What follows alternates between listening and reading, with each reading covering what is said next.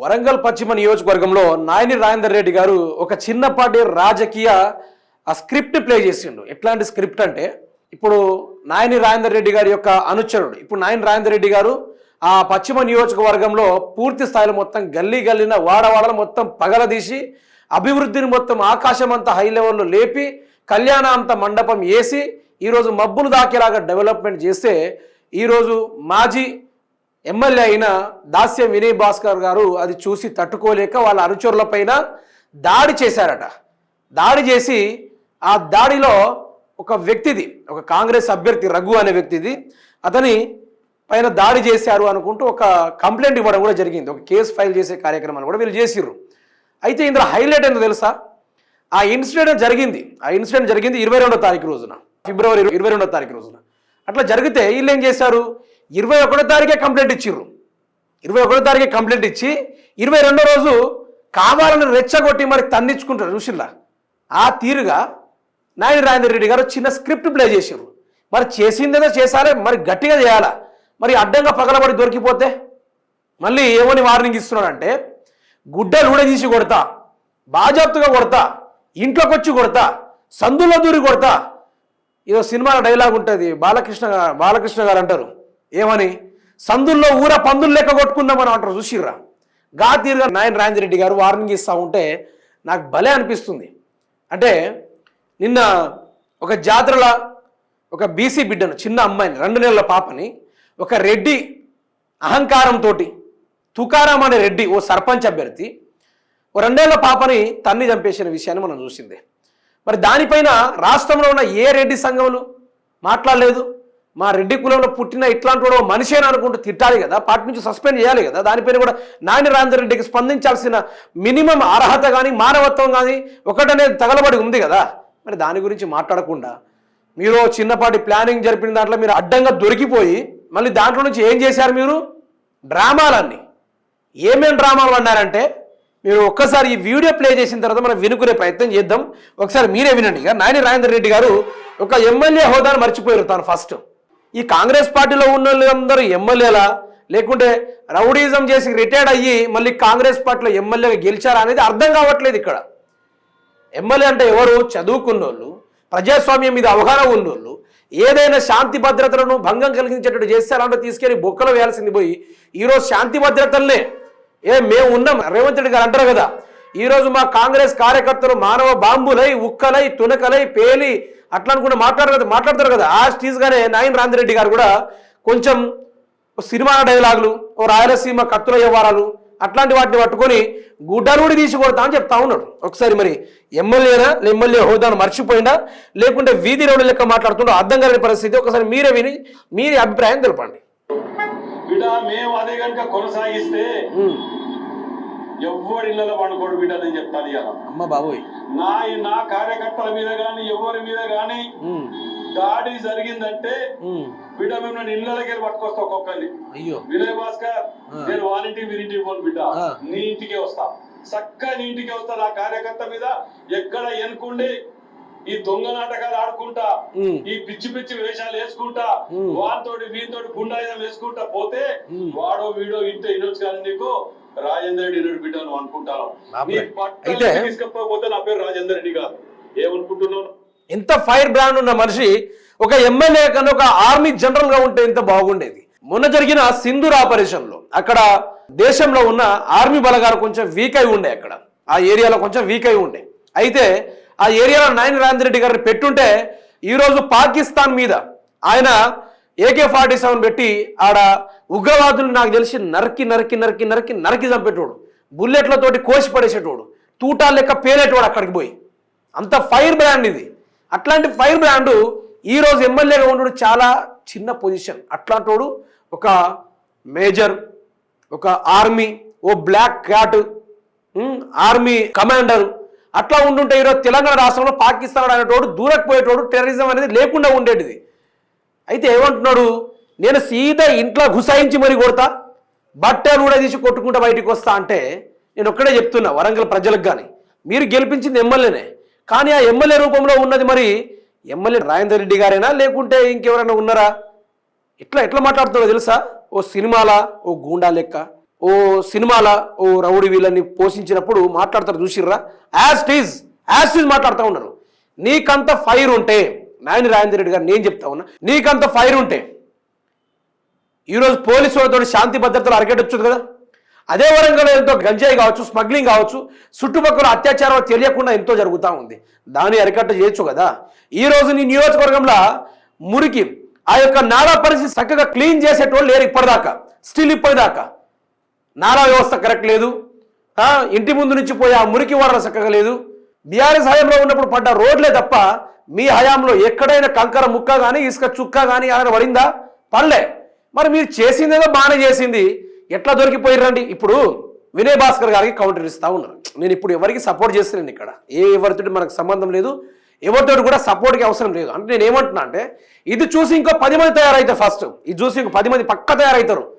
నాయని రాజేందర్ రెడ్డికి అంత మాట్లాడారు కదా, నేను కూడా చిటికేసి కత్తులు పట్టుకొని నేను కూడా నరక్కుంటూ చెక్కుంటూ పోతా అనుకుంటూ ఇదొక విష సంస్కృతి అనేది ప్రతి ఒక్కరు నేర్చుకుంటారు. అయితే వినయ్ భాస్కర్ గారిని నేను గుడ్డను కూడా తీసి కొడతా, అది చేస్తా ఇది చేస్తా అనుకుంటూ మాట్లాడుతున్నాడు. నీకు వినయ్ భాస్కర్ అంటే ఎవరో తెలుసా? అసలు ఎవరో అంటే తెలుసా? కేసీఆర్ గారు తన ఉద్యమాన్ని రాష్ట్రం వ్యాప్తంగా మొత్తం ఉద్యమం నడిపిస్తూ ఉంటే ఆయన మాత్రం వరంగల్లో అట్టుడికిచ్చిండు, ఆడికి అట్టుడికిచ్చిండు. ఒక్కొక్కరు వెన్నుల్లో వణుకులు ముట్టించిండు. ఒక్కొక్క వీధి గుండాలను, వీధి రౌడీలు వినయ్ భాస్కర్ గారి పైన దాడి చేయడానికి కానీ లేకుంటే ఈ ఉద్యమాన్ని విరమించుకునేటట్టుగా ఆయనకి ఎన్నో విధాలుగా చేస్తే ఊసిన ఎంట్రుకతో కూడా సమానంగా చూసుకుంటూ వెళ్ళిపోయినానే. అట్లాంటి వ్యక్తిని పట్టుకొని మేము కొడతాం చేస్తాం, ఇది కాదు రాజకీయాలు ఇది కాదు. నేను చెప్తున్నా, మీకు అంత ఘనం అంత ఫైర్ ఉంటే నేను ఇచ్చేస్తా గుడి మొదలు నీ నియోజకవర్గం చక్కగా దిద్దుకో. ఇప్పుడు నువ్వు ఏదైతే నీ కార్యకర్త రఘు విషయంలో మాట్లాడుతున్నావో ఇది ఎట్లుందో తెలుసా మిత్రులారా? ఓ ప్రిపేర్డ్ ప్లాన్ ఇది. బ్రహ్మాండంగా మొదటి రోజు ప్లాన్ చేస్తారు, మొదటి రోజు కంప్లైంట్ ఇస్తారు, నెక్స్ట్ డే రోజు ఏమవుతుంది? అటాకింగ్ జరుగుతుంది. అంటే పోలీస్ శాఖ వాళ్ళు కూడా పోలీస్ స్టేషన్లో కూడా కంప్లైంట్ ఎట్లా తీసుకుంటారో అర్థం కావట్లేదు నాకు కూడా. ఇన్సిడెంట్ ఎక్కడ జరిగింది, విచారణ జరపకుండా అట్లెట్లా తీసుకుంటారు? అంతేనే కాదా? అయితే ఎఫ్ఐఆర్ నమోదు చేసిర్రు, బాగానే ఉంది. మరి చేసిందైనా చక్కగా చేసి పాల్పడాలి కదా. ఒకసారి మీకు చూపెడతా ఆధారాలతో సహా, మీరే చూడండి. ఇగో వాళ్ళు ఏం చేసిర్రు మీకు చూపెడతా. ఇగో ఇది అసలు కథ. ఇక్కడ ఏముంది, ఇక బొంగు అశోక్ ఇక 4th డివిజన్ కార్పొరేటర్ అతను.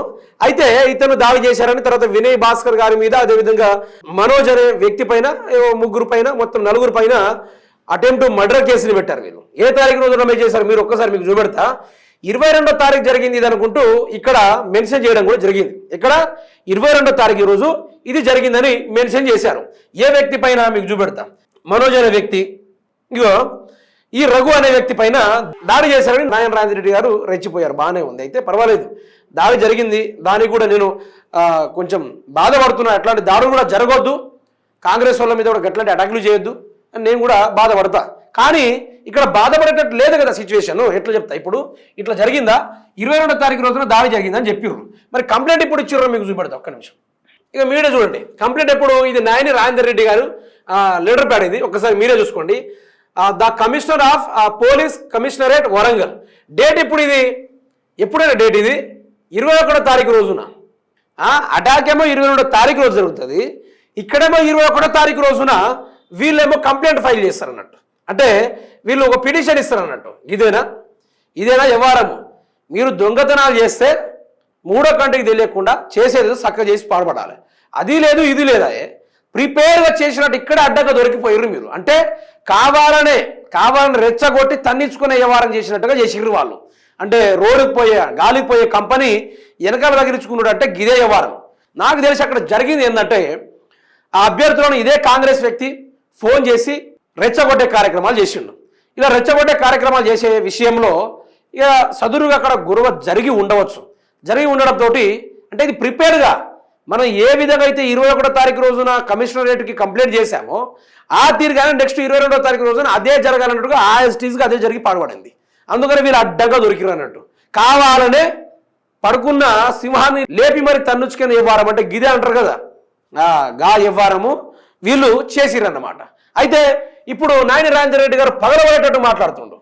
నాయని రాజేందర్ రెడ్డి గారు పగలబడేటట్టు మాట్లాడుతూ ఉన్నాడు. ఏ రోజు ఈయన ఏదో నియోజకవర్గాన్ని పగలబడి మొత్తం ఇక చెప్పాను కదా, అభివృద్ధి సున్నా దండగా ఎమ్మెల్యే కాదు కదా, ఓ వార్డు మెంబర్ కూడా పనికిరాలని నేను అనను. అక్కడ ఉన్న ఏరియా ప్రజలే అంటా ఉన్నారు, ఈరోజు నిక్కదీసి అడుగుతా ఉన్నారు, నిజాలు మాట్లాడుతూ ఉన్నారు. ఒక్కసారి మీకు కూడా వినిపించే ప్రయత్నం చేద్దాం, ఏమంటున్నారో మీరే వినండి ఒకసారి. మొత్తం అంతా సుందరీకరణ చేసి పెట్టారు. సంవత్సరానికి ఒకసారి క్లీన్ చేస్తారా? మీరు ప్రశ్నిస్తున్నాము. ఎమ్మెల్యే గారు వస్తేనే మాకు ఎమ్మెల్యే గారు రాకపోతే ఇంతేనా? ప్రతి నెల క్లీన్ చేస్తే మేము అడగకూడదు కదా? ప్రతిసారి మా కోసం మేము చెప్పుకుంటేనే మీరు చేస్తారా? ఇళ్లకి నీళ్ళు వచ్చినప్పుడు 15,000 ఎవరైతే ఇళ్లకి నీళ్ళు వచ్చినాయో వాళ్ళకి ఇవ్వాలని సీఎం రిలీఫ్ ఫండ్ నుంచి మనకి ఆదేశం వచ్చింది. ఇప్పటి వరకు ఎంత మందికి ఇళ్లకి నీళ్ళు వచ్చిన వాళ్ళకి 15,000 వచ్చినాయి, ముడి సరుకులు వచ్చినాయి. ఎమ్మెల్యే గారు ఎన్ని ప్యాకెట్లు పంపించారు ఇక్కడికి డిస్ట్రిబ్యూషన్ చేయమని, సరే ఎంత మందికి డిస్ట్రిబ్యూషన్ చేశారు? మాకు ఆ లిస్ట్ కావాలి. ఇక్కడ ఎవరిని అడిగినా కూడా మాకు రాలేదు అనేసి మళ్ళీ ఓ సైడ్ లో కూర్చున్నారు. మరి ఎవరికి ఇచ్చారు? మీరు 15,000 ఎవరికి ఇచ్చారు? ఆ ముడి సరుకులు ఎవరికి ఇచ్చారు? ఇది మా బాధ. ఒట్టి ఎమ్మెల్యే గారు వస్తేనే మాకు ఈ పనులు అవుతాయా? మరి ఎమ్మెల్యే గారు వస్తేనే పనులు అవుతాయి అంటే ప్రతి నెల ఎమ్మెల్యే గారు ఒకసారి విజిట్ చేయండి, మాకు ఈ పనులు అయితే మాకు ఈ బాధలు ఉన్నాయి, ఏముంది. రోడ్ ఇప్పటికి 2 సంవత్సరాలు. ఒక్కసారన్నా మా డివిజన్ ఆదాయం చేస్తే మా బాధలు తెలుస్తాయి. వర్షాకాలం వస్తే మేము ఎంత ఇబ్బంది పడుతున్నామో. నాయకుడు అనేటోడు ఏం చేయాలంటే వర్షాకాలంలో కానీ ఏ కాలంలో కానీ తిరగాలి, రావాలి. ఏదైనా సమస్య ఉందా, సరే నీకు చాతన కాకుంటే అధికారం యొక్క అహంకారం పెరిగితే ఏం చేయాలా? నీ అధికారంలో నీ కార్యకర్తను పంపి తెలుసుకోవాలా, ఏదైనా సమస్య ఉందా అని తెలుసుకోవాలా. ఏందట, గత 2 సంవత్సరాలుగా ఆ ఎమ్మెల్యే అనేటోడు వాళ్ళ యొక్క వాడక రాలేదట, వాళ్ళ డివిజన్ కూడా రాలేదట. ఈరోజు పర్యటన అంటే ప్రతి డివిజన్ పర్యటన పెట్టుకొని ఈరోజు వాడవాడ గల్లీ తిరుగుతూ ఉంటే నాయని రాజేందర్ రెడ్డి వస్తున్నాడని క్లీన్ చేస్తున్నారట. అంటే 2 సంవత్సరాలకు ఒకసారి క్లీనింగ్ అట. అంటే ఎమ్మెల్యే ఎప్పుడు వస్తే అప్పుడు మాత్రమే క్లీనింగ్.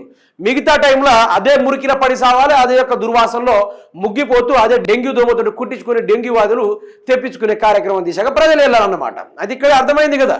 నాయని రాజేందర్ రెడ్డి గారు నీ యొక్క అభివృద్ధి, నీ పనులు, నీ తీరు ఇదేదో నేనైతే అలిన కట్టుకథ కాదు కదా నీ లెక్క.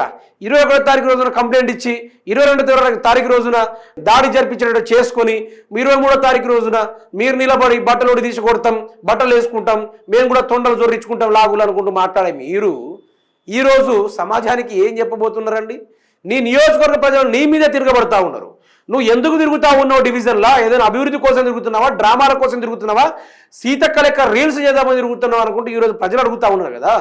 ఈరోజు నాలా వ్యవస్థ కరెక్ట్ లేదు, రోడ్లు కరెక్ట్ లేదు. గత ప్రభుత్వంలో ఉన్నప్పుడు జరిగిన అభివృద్ధులు ఇప్పుడు ఒక్కటి కూడా జరుగుతలేదని అతనే చెప్పింది కదా. అతను వాయిస్ పూర్తి స్థాయిలో వినిపించే కార్యక్రమం తీసుకొని చేశాం.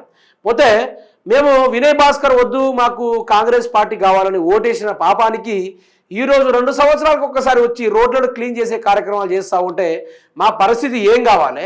ఇందరమ్మ ఇండ్లను కూడా మాకు అర్హులకు ఇవ్వాల్సింది పోయి అనర్హులకు అంటే కాంగ్రెస్ కార్యకర్తలకు ఇచ్చే దిశగా నాయని రాజేందర్ రెడ్డి చేస్తున్నాడు. కానీ ఇక్కడ దగ్గరలో ఉన్న ప్రజలకు మాత్రం ఇండ్లు ఇచ్చే కార్యక్రమం ఎక్కడ కూడా చేయట్లేదని ప్రజలు చెప్పారా లేదా నాయని రాజేందర్ రెడ్డి గారు? అంటే దేనికి సార్ ఇదంతా? ఈ రౌడిజం చేసే మాటలు దేనికి? ఈ బెదిరింపు మాటలు ఏంది? గుడ్డెరుని తీసి కొడతామనుకుంటూ బాధ్యతగా చెప్పుడేంది? ఏంది వ్యవహారం ఇదంతా? వ్యవహారం ఏందని అడుగుతున్నా. ఒకసారి మీరు కూడా ఆలోచించాలా.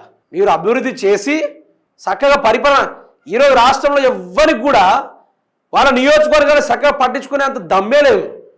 వార్నింగ్లు ఇవ్వమంటే ఒక్కొక్కడు పులివెందుల పులి లెక్క, ఓ గోన గన్నారెడ్డి లెక్క వార్నింగ్లు ఇస్తూ ఉన్నారు. నా జోలికి రావద్దు, నీ ఇంట్లోకి నేను వస్తా, గుసాయించి మరీ కొడతా. బాబా అట్లాంటి వాళ్ళు మీరు రాజకీయాలు ఎందుకున్నారు? ఇక్కడ రౌడీజం నేర్పబడును అని ఒక బోర్డులు పెట్టుకొని అందరు కలిసి రాష్ట్రంలో ఉన్న అందరు ఇట్లాంటి ఎవరు బెదిరింపులు చేస్తూ ఉన్నారో మీరు బోర్డులు పెట్టుకొని ఇక్కడ గూండాయిజం రౌడీజం నేను నేర్పించబడను అని ఒకటి పెట్టుకుంటే బాగుంటుంది అనేది నా ఆలోచన. మీరు మొదలు ప్రజల చేత ఎన్నుకోబడిన నాయకుడివి కాబట్టి ప్రజాస్వామ్యాన్ని నడిపించే దిశగా నడవాలి తప్ప ఇట్లాంటి రౌడీజం చేసే మాటలు, బజార్ మాటలు, చిల్లర మాటలు, ప్రతిపక్ష నేతలపైన దుమారం రేపుడు ఇది కాదు చేయాల్సింది. నీ దగ్గర ప్రూఫ్ లేదు, ఒక ఎవిడెన్స్ లేదు, లెక్క లేదు, తొక్కలేదు. నువ్వే అసలు మొత్తం పూర్తి స్థాయిలో డ్రామాలు వర్ణించి అన్ని కార్యక్రమాలు చేసి ఇట్లా చేసుకుంటే ఇది కరెక్ట్ కాదు. ఈ లెక్కన ఒక కాంగ్రెస్ కార్యకర్త మీద దాడి జరిగితే ఇట్లా మాట్లాడుతున్నారే. మొన్న సర్పంచ్ ఎలక్షన్లో ఎంతమంది సర్పంచ్ ప్రాణాలు తీసిర్రు, ఎంతమంది సామాన్యుడు ఇండిపెండెంట్ నిలబడ్డోని, బీఆర్ఎస్ పార్టీ తరఫున నిలబడ్డోని, బీజేపీ పార్టీ తరఫున నిలబడ్డోని ఎంతమందిని చంపిర్రు. ఒక్కొక్కరు నోట్ల పోసిర్రు కదా. ఒక్కొక్కరినైతే కనబడకుండా మీరు మొత్తం పూర్తిసార్లు దాచేసిర్రు కదా, అన్ని గణం చేసి ఆనాడు ఏ రోజు కూడా మాట్లాడలేదు. మీ కాంగ్రెస్ యొక్క ఘోర అరాచకాల గురించి ఎక్కడ కూడా మాట్లాడలేదు. ఈరోజు మాట్లాడడానికి వచ్చిండట, గిదా పరిస్థితి? ఇదేనా వ్యవహారము, ఇదేనా వ్యవహారము? అందరూ నవ్వుతున్నా. పరిపాలన చేయి, ముందు పరిపాలన చేసిన తర్వాత మంచిగా ఉండండి.